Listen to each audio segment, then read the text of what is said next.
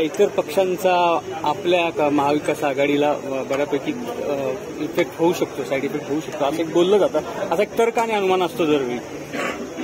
महाविकास आघाडीला या निवडणुकीमध्ये कुठल्याही अशा पक्षाचा तोडा होणार नाही, कारण मतदार आता सुज्ञ आहे आणि तो अधिक जागरूक झालेला आहे. देशामध्ये काय चाललंय, राज्यामध्ये काय चाललंय याची त्याला जाण आहे आणि त्यांनी ठरवलंय की आपल्याला बदल करायचा.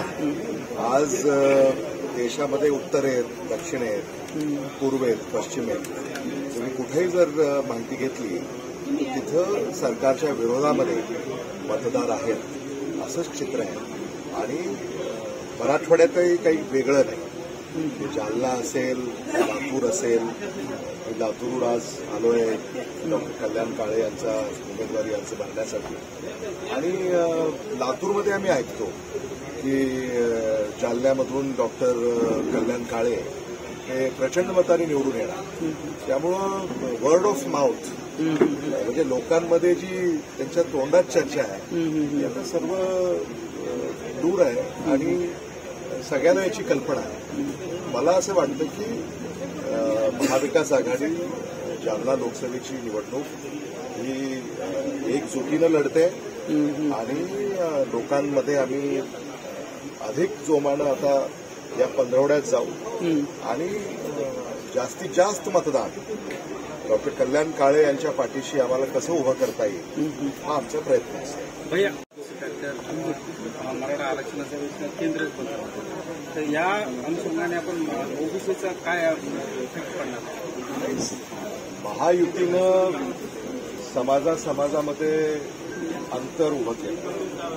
एका समाजाला दुसऱ्या समाजाच्या विरोधामध्ये उभं केलं. एक समाज दुसऱ्या समाजाला संशयानं पाहतो. याची उत्तरं महायुतीला द्यावी लागतील. त्यामुळं ही जी परिस्थिती आहे याला कारणीभूत कोण आहे हाच मुद्दा आहे. आणि सगळे निराशेत म्हणजे एक तर सरकारला काम करता आलं नाही आणि बिना कामाचे मुद्दे ऐरणीवर आणले. त्यामुळं याची उत्तरं महायुतीला द्यावी लागतील. हा जाती त्याचाच जाब विचारला. जाती तेढ कुठंतरी तुमच्या पत्त्यावर पडेल असं वाटतंय? नाही, मला त्याच्यावर भाष्य करायचं नाही, कारण तो आमचा विचार नाही आणि तसं आमचं राजकारण आहे. जे करतात त्यांनी याची उत्तरं दिली पाहिजे. सर, जालन्यात भाजप आणि काँग्रेसमध्ये नुरा कुस्ती अशी सातत्याने टीका वंचितकडून केली जाते, कसं पाहता याकडे?